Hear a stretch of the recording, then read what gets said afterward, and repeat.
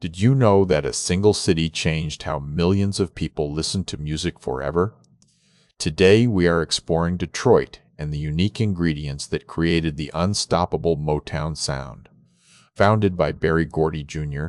as Tamla Records in 1959, this label was incorporated into the Motown Record Corporation in 1960, setting the stage for a global musical revolution.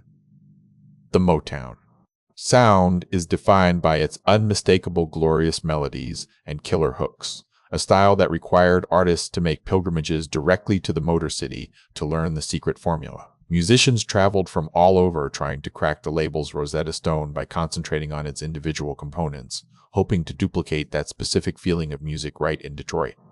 Production featured a rich sonic palette including Hammond organs, stabbing brass sections, rhythmic pianos, and authentic melodies that made the track feel fast, fluid, and soulful.